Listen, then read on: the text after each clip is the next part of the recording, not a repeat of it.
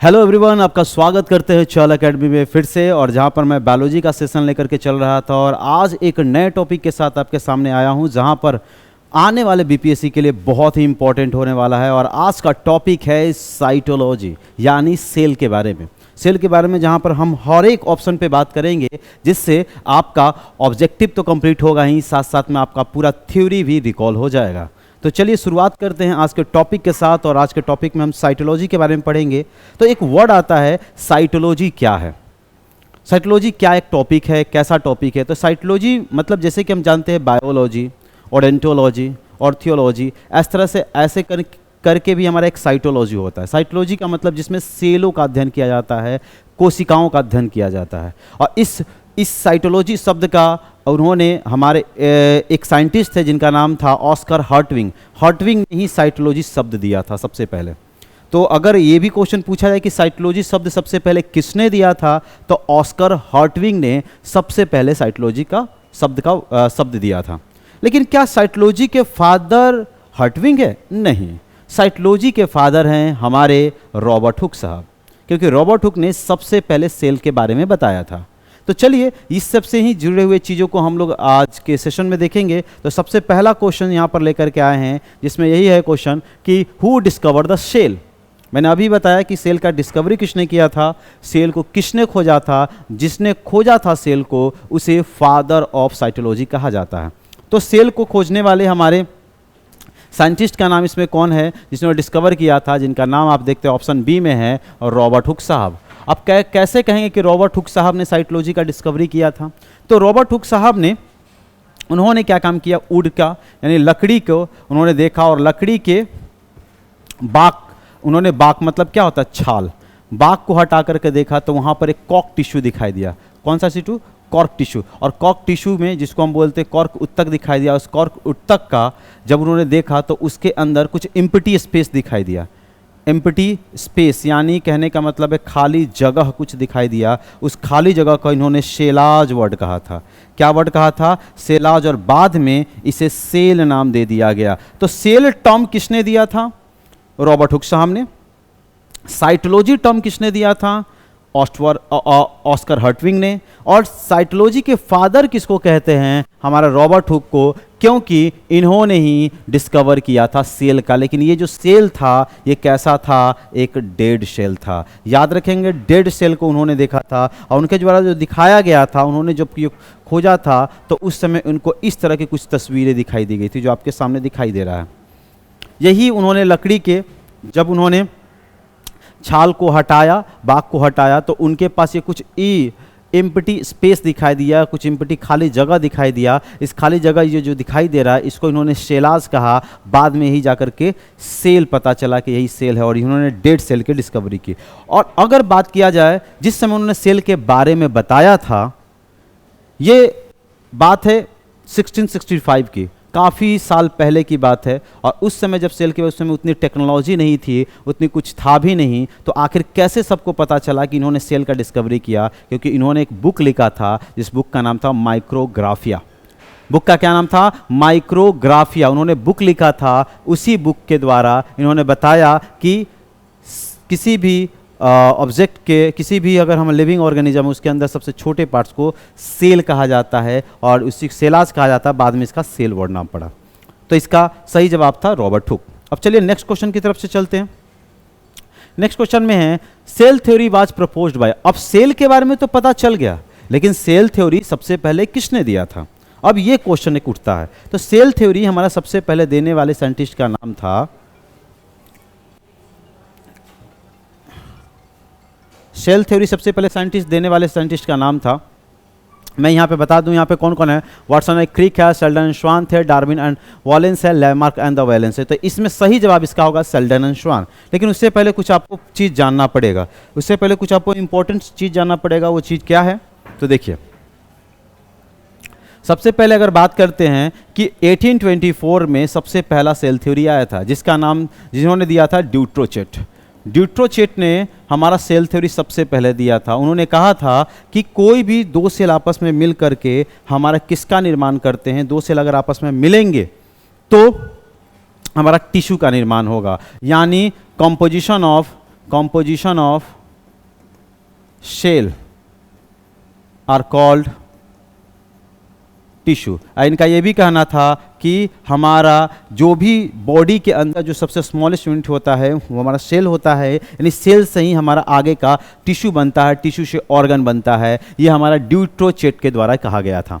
तो सबसे पहले सेल थ्योरी इनके द्वारा आया था। फिर 1839 में एक और साइंटिस्ट थे जिनका नाम था शेल्डन एंड श्वान, और इन्होंने एक सेल थ्योरी को जन्म दिया, क्योंकि इन्होंने जो कॉन्सेप्ट बताया था इनको ये पता नहीं था कि इन्होंने सेल दिया है, इनके सेल थ्योरी बताया है, बल्कि इन्होंने द्वारा जो ये कॉन्सेप्ट था ये चाहते थे कि सेल का ये कॉन्सेप्ट है, लेकिन बाद में शेल्डन एंड श्वान दो साइंटिस्ट मिलकर के इन्होंने सेल थ्योरी के बारे में बताया कि सेल होता क्या है। तो इनका ही कहना था कि ऑल लिविंग ऑर्गेनिज्म, जितने भी लिविंग ऑर्गेनिज्म है, ऑर्गेनिज्म जो होता है मेड ऑफ सेल, यानी किससे बने हैं, मेड ऑफ सेल। और इनके द्वारा ही कहा जितने भी लिविंग ऑर्गेनिज्म सब सेल से बन के तैयार हुए हैं, और इन्होंने ही 1839 में सेल थ्योरी को प्रपोज किया था। इसीलिए कहा जाए कि सेल थ्योरी किसके द्वारा दिया गया था, तो शेल्डन एंड श्वान के द्वारा दिया गया था।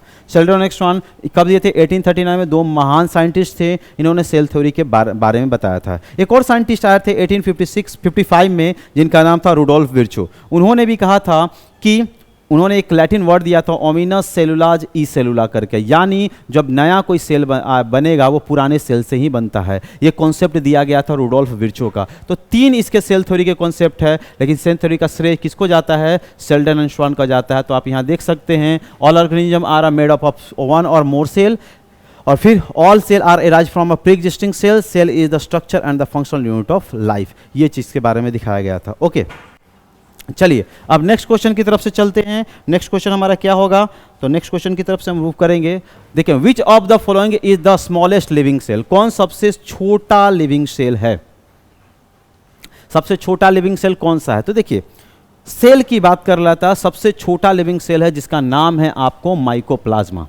बैक्टीरिया भी छोटा है, वायरस तो कोई सेल है ही नहीं। में ऑप्शन की हम जिक्र कर लेते हैं तो इसमें वायरस कोई सेल नहीं है, वायरस कोई सेल नहीं है। ईस्ट है, लेकिन ईस्ट बैक्टीरिया से बड़ा होता है तो ईस्ट सेल है। बैक्टीरिया भी सेल है, लेकिन यह माइकोप्लाज्मा से बड़ा होता है बैक्टीरियम। लेकिन माइकोप्लाज्मा की बात कर लेते हैं, माइकोप्लाज्मा को और नाम से जानते हैं, इसको बीजीए भी कहते हैं, ब्लू ग्रीन एल्गी भी कहते हैं। क्या कहते हैं इसको, ब्लू ग्रीन एल्गी भी कहा जाता है। साथ में इसको हमारा ब्लू ग्रीन एल्गी के साथ इसको साथ में हम पीपीएलओ भी कहते हैं। पीपीएलओ का मतलब होता है हमारा पॉलीप्लोरो निमोनिया लाइक ऑर्गेनिज्म, ठीक है, पॉलीप्लोरो निमोनिया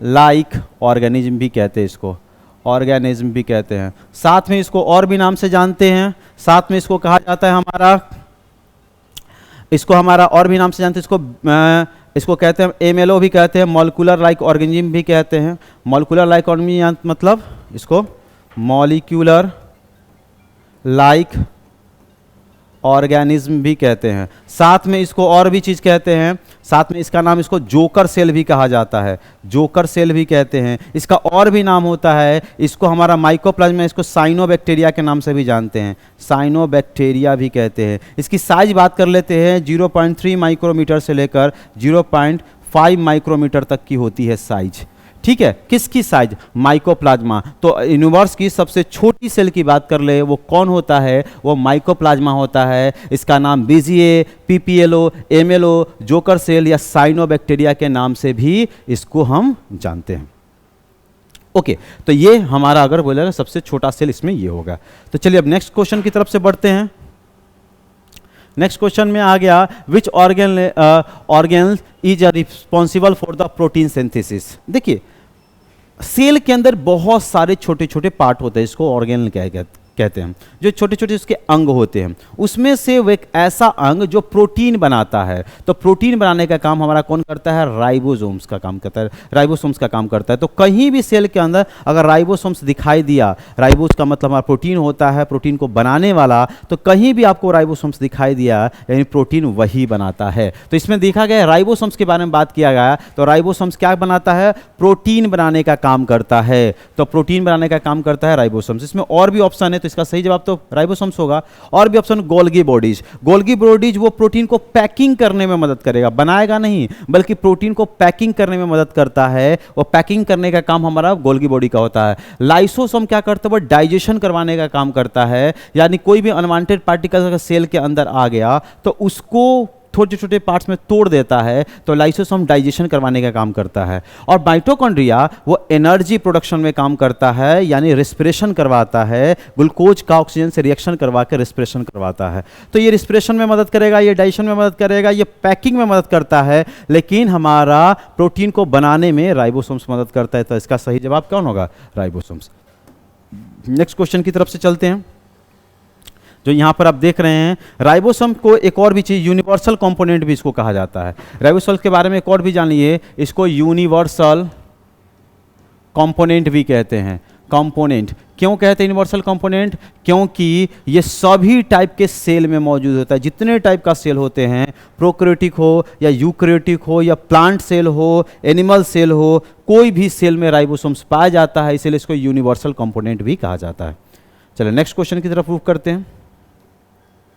नेक्स्ट क्वेश्चन है कि lysosome are also known as, lysosome किस नाम से जाना जाता है। तो लाइसोसोम के बारे में जान लीजिए।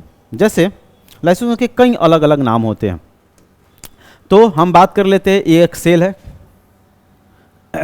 मान लीजिए कि ये एक सेल है और सेल के अंदर हमारा यहाँ इस तरह के लाइसोसोम्स मौजूद है। सेल के अंदर इस तरह से लाइसोसोम, इसके अंदर कुछ हमारे हाइड्रोलाइटिक एंजाइम होता है, हाइड्रोलाइटिक एंजाइम होता है। ओके, अब अगर मान लें किसी भी तरीका से सेल के अंदर कोई अनवांटेड पार्टिकल्स आ जाए, कोई भी अनवांटेड पार्टिकल्स आ जाए, किसी भी तरीका से अनवांटेड पार्टिकल्स आ गया, तो न्यूक्लियस इसको मैसेज करता है कि काम करो, इसके अंदर बहुत सारे अनवांटेड पार्टिकल्स आ गए, कचरा आ गया है, इस कचरा को आप अपने पास बुला लो। तो ये अपने पास सभी कचरा को, जो अनवांटेड पार्टिकल्स होता है, उसको बुला लेता है। जब बुलाता है तो बुलाने के बाद जो भी अनवांटेड पार्टिकल्स एक जगह जमा हो जाता है। जमा होने के बाद ये इस अनवांटेड पार्टिकल्स को छोटे छोटे पार्ट में तोड़ देता है। क्यों? क्योंकि इसके पास क्या है, हाइड्रोलाइटिक एंजाइम। पीएच वैल्यू इसका 3 से 4 के करीब होता है, पीएच वैल्यू, यानी एसिडिक होता है। ये जो भी चीज़ आप इसको लेकर के आएंगे, उसके छोटे छोटे पार्ट में इसको तोड़ देगा। जब ये तोड़ देगा तो छोटे छोटे पार्ट में तोड़ा जाता है, तो इसे हम कहते हैं डाइजेस्टिव बैग भी कहते हैं। कौन सा? इसको डाइजेस्टिव बैग के नाम से जानते हैं। ठीक है, तो पहला चीज़ तो इसको डाइजेस्टिव बैग कहेंगे। अगर ठीक है, साथ में सभी चीज़ को वापस आपस में पूरे सेल को साफ कर दिया, साफ करने के कारण इसको स्क्वेंजर ऑफ द सेल भी कहते हैं, स्क्वेंजर ऑफ द सेल भी कहते हैं इसको। ठीक है, साथ में इसने क्या काम किया, इसने हमारा जो अनवांटेड पार्टिकल्स को एक जगह डिस्पोज कर दिया, एक जगह रख दिया, इसको कचरे के डब्बे में रख दिया, डिस्पोज कर दिया। इसके लिए इसको डिस्पोजल बैग भी कहते हैं, तो डिस्पोजल बैग भी कहेंगे इसको। साथ में इसने क्या काम किया, इसको हमारा यहाँ पे अनवांटेड पार्टिकल्स है, इसको डस्टबिन भी कहते हैं, डस्टबिन भी कह दिए। और इसको छोटे छोटे पार्ट में तोड़े, इसको डाइजेस्टिव बैग भी कहते हैं। एक अगर ये डाइजेस्टिव बैग जो है एक लिमिटेड तक किसी को छोटे छोटे पार्ट में तोड़ेगा और एक साथ में बहुत सारा कचरा इसके पास आ जाएगा, तो ये सबको डाइजेस्ट नहीं कर पाएगा। तो ये चाहता है कि हम अपने आप को ब्लास्ट कर दें। इसलिए जब ये अपने आप को ब्लास्ट करता है, और वो ब्लास्ट जो होता है एटम बम की तरह होता है, इसीलिए इसको atom bomb of the cell भी कहते हैं, सेल भी कहते हैं। और जब ये ब्लास्ट करता है तो साथ साथ में क्या करते हैं, अपने भी ये डिस्ट्रॉयड हो जाता है और सेल को भी डिस्ट्रॉय करता है, इसीलिए इसको सुसाइडल बैग भी कहते हैं, सुसाइडल बैग भी कहते हैं। तो आप लोग ये जानते होंगे कि लाइसोसोम को सुसाइडल बैग के नाम से जानते हैं, तो यहाँ पे सुसाइड बैग भी लिखा है, तो इस नाम से जानते हैं। साथ में क्या, kitchen house of the cell, kitchen house of the cell हमारा क्लोरोप्लास्ट को कहा जाता है, जिसमें हमारा क्लोरोफिल मौजूद होता है। प्रोटीन फैक्ट्री राइबोसोम्स को कहा जाता है। Power house of the cell तो माइटोकॉन्ड्रिया को कहा जाता है। और सुसाइडल बैग हमारा लाइसोसोम्स को कहा जाता है। लाइसोसोम्स को और भी कई नाम है, digestive bag, scavenger of the cell, disposal bag, dustbin, atom of the cell, ये सब भी इसको नाम से जानते हैं।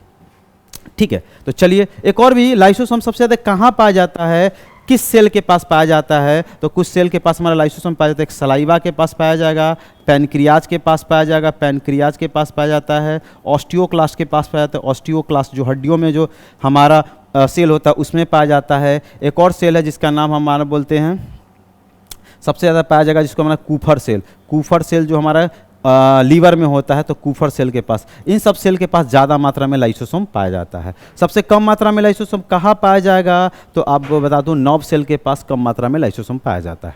चलिए ये तो अब क्वेश्चन हुआ। अब नेक्स्ट क्वेश्चन की तरफ बढ़ते हैं। इसमें दिया गया है the plasma membrane is composed of. Plasma membrane किससे बने होते हैं? देखिए प्लाज्मा मेम्ब्रेन का काम क्या होता है, कोई भी सेल में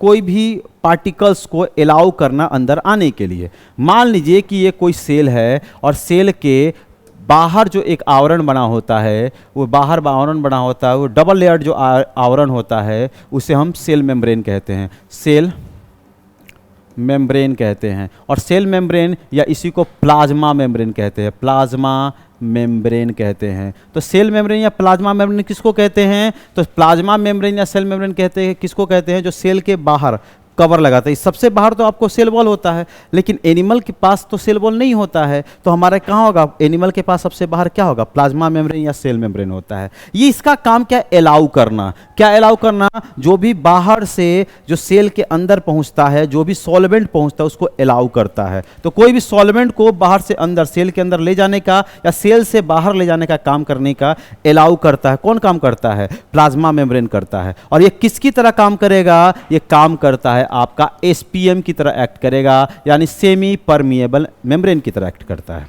ओके, अब यहां सवाल ये उठता है कि ये बना किससे होता है, तो ये बना होता है हमारा फॉस्फोलिपिड से। किससे बना होता है, फॉस्फोलिपिड से बना होता है। और ये बाइलेयर्ड स्ट्रक्चर होता है। इसमें फॉस्फो का मतलब हो गया प्रोटीन और हमारा लिपिड्स का मतलब हो गया फैट या लिपिड्स। तो ये प्रोटीन या लिपिड से बने होते हैं। तो किससे बना होता है, प्रोटीन और लिपिड से बने होते हैं।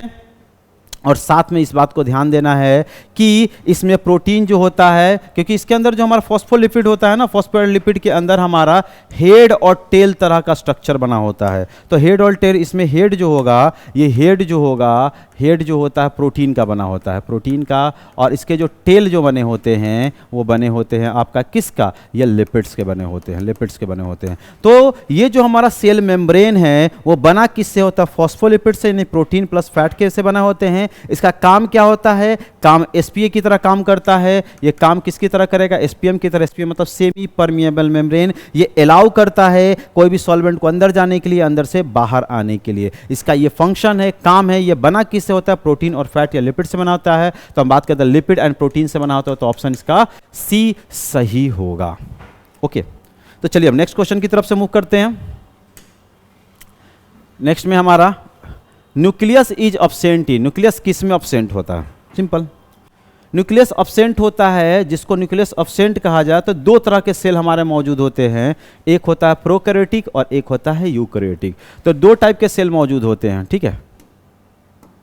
एक होता है प्रोकैरियोटिक और एक होता है यूकैरियोटिक। तो यूकैरियोटिक सेल, तो प्रोकैरियोटिक जो वाला सेल जो होते हैं, प्रो का नाम ही हो गया इसका प्रिमिटिव। प्रो का मतलब ही होता है इसका प्रिमिटिव होता है, ठीक है। तो ये प्रिमिटिव हो गया।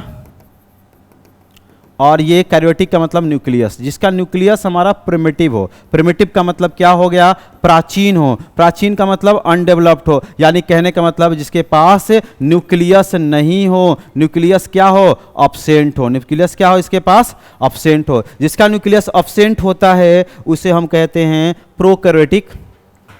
प्रोकैरियोटिक सेल कहते हैं। तो जो भी प्रोकैरियोटिक से बना होता है वो क्या होता है, यूनिसेलुलर के फॉर्म में। प्रोकैरियोटिक से बना हुआ यूनिसेलुलर के फॉर्म में। यूनिसेलुलर जो होता है उसका एग्जाम्पल है कौन कौन, BGA, blue green algae, cyanobacteria जिसको माइकोप्लाज्मा भी कहते हैं, या इसमें हमारा साइनोबैक्टीरिया, बीजीए, इस तरह से इसका नाम देते हैं। इसमें कौन हो जाएगा हमारा, फंगी, बिल्कुल नहीं। प्रोटिस्टा हमारा क्या आएगा, यूकैरियोटिक यूनिसेलुलर है प्रोटिस्टा, तो ये हमारा नहीं होगा। फंगस भी नहीं होगा हमारा। प्लांट सेल बिल्कुल नहीं, तो कौन होगा, बैक्टीरिया। तो हमारा कौन आएगा, बीजीए, ब्लू ग्रीन एल्गी या साइनोबैक्टीरिया। ये सब बैक्टीरिया किस में आएगा, अब्सेंट, जिसके पास न्यूक्लियस अब्सेंट होता है। चलिए अब नेक्स्ट की तरफ से, क्वेश्चन की तरफ से चलते हैं। हमारा नेक्स्ट क्वेश्चन में हमारा क्या है, प्रोकैरियोटिक सेल लैक्स। प्रोकैरियोटिक किससे हमारा, प्रोकैरियोटिक सेल जो होता है कि किसके पास हमारा प्रोकैरियोटिक सेल्स लैक, किस प्रोकैरियोटिक सेल के पास क्या कमी होती है। तो प्रोकैरियोटिक सेल के पास क्या कमी होगी, तो आप देखिए यह यूकैरियोटिक है और प्रोकैरियोटिक है। इसके पास न्यूक्लियस नहीं होता है, इसके पास न्यूक्लियस होता है। तो पहला तो कम इसका न्यूक्लियस के है। दूसरे के पास इसके पास बहुत सारे सेल के ऑर्गेनल्स होते हैं, सेल के अंग होते हैं, इसके पास सेल के बहुत सारे अंग मौजूद नहीं होते हैं। तो इसके पास न्यूक्लियस नहीं है, सेल के बहुत सारे अंग मौजूद नहीं है, तो सेल के बहुत सारे अंग मौजूद नहीं है, तो ये सब इसके पास एब्सेंट होता है। तो इसमें क्या क्या बोल रहा है, डीएनए, इसके पास डीएनए है, यहाँ भी डीएनए होता है, यहाँ भी डीएनए होता है। इसके डीएनए जो होंगे वो हमारा सिंगल हेलिक्स होते हैं, इसके पास डबल हेलिक्स डीएनए होता है, तो दोनों के पास डीएनए होता है।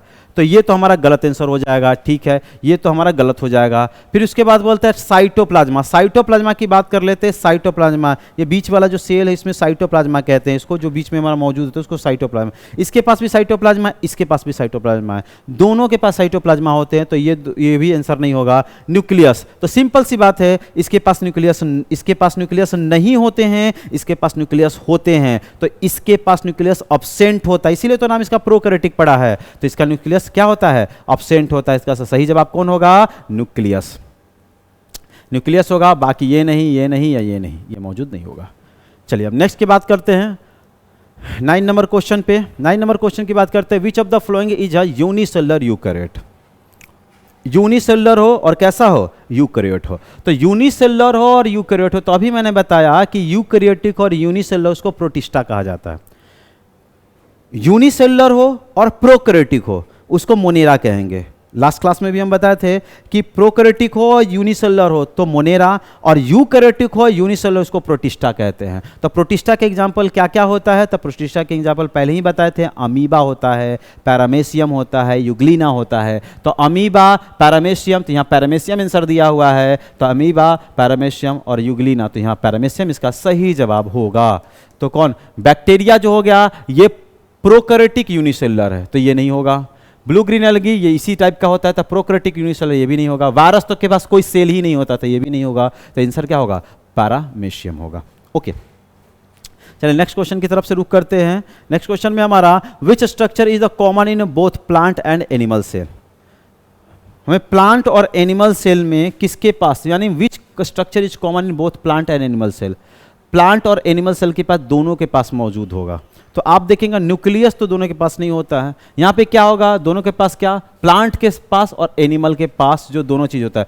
क्लोरोप्लास्ट सिर्फ किसके पास, प्लांट के पास होता है। वॉकल्स बड़ा में प्लांट के पास होता है। सेल वॉल प्लांट के पास होता है, एनिमल के पास नहीं होगा। तो यहाँ पे क्या है, माइटोकॉन्ड्रिया, तो माइटोकॉन्ड्रिया दोनों के पास मौजूद होगा। तो माइटोकॉन्ड्रिया दोनों के पास, तो इसका सही जवाब कौन होगा, माइटोकॉन्ड्रिया। नेक्स्ट क्वेश्चन की तरफ से रुक करेंगे। तो देखिए यहाँ के इसके पास ये प्लांट सेल है, तो आप देखेंगे कि प्लांट सेल में आप यहाँ पे देख रहे हैं कि इसके पास हमारा क्लोरोप्लास्ट मौजूद है, इसके पास हमारा माइटोकॉन्ड्रिया इसके पास भी है, और इसके पास भी हमारा कहाँ गया, माइटोकॉन्ड्रिया है। इसके पास भी माइटोकॉन्ड्रिया है और इसके पास भी माइटोकॉन्ड्रिया, तो दोनों के पास माइटोकॉन्ड्रिया है, तो कॉमन माइटोकॉन्ड्रिया होता है। नेक्स्ट क्वेश्चन में आते हैं, which organelles is a present only in plant cells. कौन सा ऐसा चीज है जो प्लांट सेल में मौजूद है। तो आप यहाँ पे देखिए प्लांट सेल में आपको क्या क्या एक्स्ट्रा दिखाई देगा। एक आपको दिखाई देगा यहाँ पर जो इस टाइप में क्लोरोप्लास्ट एक एक्स्ट्रा है, ठीक है, प्लांट सेल में दिखाई देगा, क्लोरोप्लास्ट दिखाई देगा, सेल वॉल दिखाई देगा, ये दोनों चीज हमारा प्लांट सेल के पास होगा। तो which organelle is present in plant cell, तो प्लांट सेल के पास राइबोसोम्स होते हैं, बिल्कुल।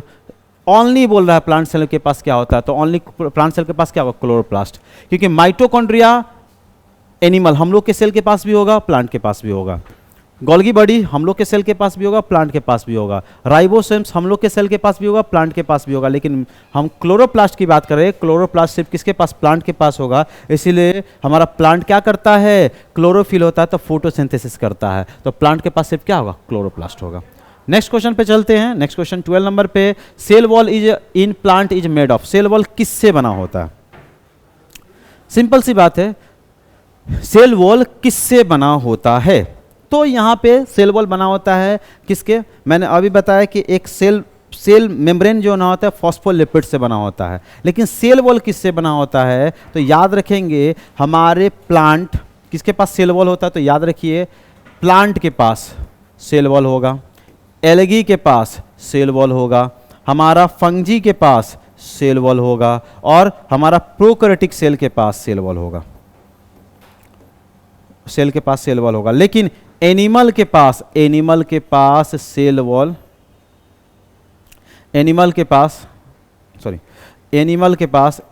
पास हमारा सेल वॉल एब्सेंट होता है, सेल वॉल एब्सेंट होता है। तो किसके पास होगा, इन सब के पास होगा। तो इनका सेल वॉल किससे करता है, तो प्लांट हमारा क्या काम करता है, फोटोसिंथेसिस करना है। तो फोटोसिंथेसिस से क्या बनता है, ग्लूकोज बनता है। ग्लूकोज जब आपस में चेन बनाते हैं तो स्टार्च या सेलुलोज बनता है। तो वही बात है, प्लांट का सेल वॉल किससे बना होगा, सेलुलोज से या फिर सेलुलोज से या हमारा हेमी सेलुलोज से, सेल्यूलोज से, ठीक है। अच्छा, एल्गी का सेल वॉल किससे बनता है, तो सेलुलोज से बनता है, सेलुलोज से बनता है, प्लस कैल्शियम कार्बोनेट रहते हैं और प्लस ग्लैक्टोन्स होता है। उसी तरीका से बात है, फंगी का सेल वॉल किससे बनते हैं, तो इसको काइटिन से बनते हैं। किससे बनते हैं, काइटिन से बनते हैं। प्रोकैरियोटिक का सेल वॉल इसका बनता है पेप्टिडोग्लाइकोन से, पेप्टिडोग्लाइकोन से बनते हैं। तो अब यहाँ पे बात आती है कि सेल वॉल इन प्लांट में किसके बने होंगे, तो सेलुलोज से बने होंगे। तो ये होगा लिपिड से, तो हमारा बात करता है लिपिड, तो लिपिड से हमारा क्या होता है, ये प्रोकैरियोटिक सेल में फॉस्फेटोग्लाइकोन का हमारा लिपिड्स का। प्रोटीन की बात कर लेते हैं, प्रोटीन का हमारा फंगी प्रोटीन से बना होता है, काइटिन भी प्रोटीन के बने होते हैं। तो ये आंसर, लेकिन इसका प्लांट में सिर्फ सेलुलोज होगा आंसर, ठीक है। नेक्स्ट की बात कर लेते हैं 13 नंबर क्वेश्चन पे, organelle responsible for cell digestion. Cell digestion में कौन मदद करे, अभी मैंने बताया कि सेल का डाइजेशन करने के लिए सेल में जो इंट्रा सेलुलर डाइजेशन करवाता है उसका नाम है लाइसोसोम। लाइसोसोम हमारा डिस्पोजल बैग भी कहते हैं, डाइजेस्टिव बैग भी कहते हैं, डिस्पोजल बैग भी कहते हैं, डस्टबिन भी कहते हैं, स्क्वेंजर ऑफ द सेल भी कहते हैं, एटम ऑफ द सेल भी कहते हैं। अभी मैंने लाइसोसोम के बारे में बताया था। तो लाइसोसोम जो हो गया हमारा, वो क्या कहलाएगा, इस पर डाइजेशन में मदद करता है। डाइजेशन मतलब इसको तोड़ना। तो लाइसोसोम के अंदर कौन सा एंजाइम होता है, मैंने बताया था हाइड्रोलाइटिक एंजाइम होता है जो इसको तोड़ता है। पीएच वैल्यू 3 से 4 के बीच में होता है। एसिडिक मीडियम जो भी अनवांटेड पार्ट जाएगा उसको तोड़ देगा, और तोड़ने को डाइजेशन कहते हैं। और डाइजेशन कौन करवाता है, लाइसोसोम करवाएगा, जिसको सुसाइडल बैग भी कहते हैं, ठीक है। माइटोकॉन्ड्रिया एनर्जी देने वाला, इसको एनर्जी क्या बोलते हैं, इसको power house of the cell कहता है। राइबोसोम्स प्रोटीन सिंथेसिस करता है। गोल्गी अपरेटस प्रोटीन को पैकिंग करने का काम करता है।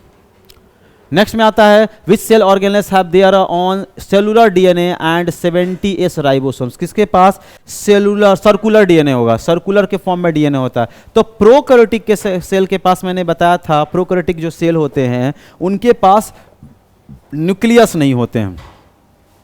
तो प्रोकैरियोटिक अगर सेल हो गया, ये प्रोकैरियोटिक सेल हो गया, इसके पास न्यूक्लियस नहीं होते और डीएनए इस फॉर्म में हमारा डीएनए मौजूद होता है, सर्कुलर फॉर्म में डीएनए मौजूद होता है।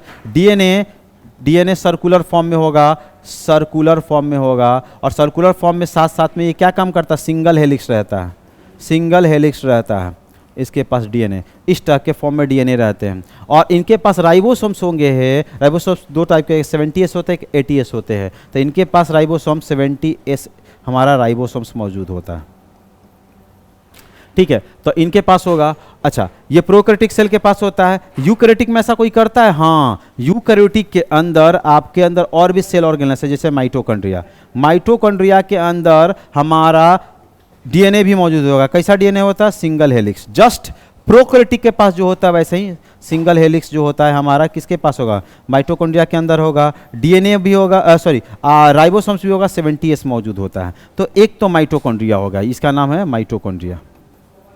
अच्छा, माइटोकॉन्ड्रिया, तो इसमें कौन होगा, न्यूक्लियस एंड माइटोकॉन्ड्रिया। तो नहीं, न्यूक्लियस के पास डीएनए तो होते हैं, लेकिन कैसे होते हैं, डबल हेलिक्स वाले होते हैं। माइटोकॉन्ड्रिया, क्लोरोप्लास्ट, तो बिल्कुल इसका सही जवाब होगा। माइटोकॉन्ड्रिया और क्लोरोप्लास्ट के पास डीएनए होते हैं और राइबोसोम्स भी मौजूद होता है। तो डीएनए सेल में कहाँ कहाँ मौजूद होते हैं, एक तो न्यूक्लियस में, माइटोकॉन्ड्रिया में, क्लोरोप्लास्ट में। लेकिन न्यूक्लियस में जो डीएनए होते हैं वहाँ पर होंगे डबल हेलिक्स होंगे और हमारा लीनियर फॉर्म में होगा, तो ये जवाब नहीं होगा। लेकिन हमारा सेल के अंदर माइटोकॉन्ड्रिया और क्लोरोप्लास्ट के पास हमारा डीएनए तो होते हैं, सिंगल हेलिक्स होते हैं, सर्कुलर फॉर्म में होते हैं और 70s राइबोसोम्स के साथ होता है। तो सही जवाब माइटोकॉन्ड्रिया क्लोरोप्लास्ट होगा। चलिए नेक्स्ट क्वेश्चन की तरफ से रुक करते हैं। 15 नंबर लास्ट क्वेश्चन पे, what do you lysosome contents that enable their functions. तो हमारा बात कर लेते हैं कि हमारा लाइसोसोम का काम क्या होता है। तो ये डाइजेस्टिव एंजाइम इसके पास होता है। मैंने बताया कि डाइजेशन में मदद करता है, जो अनवांटेड पार्टिकल्स आता है उसे छोटे छोटे पार्ट में तोड़ देता है, डाइजेशन में मदद करता है। तो इसका क्या होगा, डाइजेस्टिव एंजाइम होगा इसमें, ठीक है।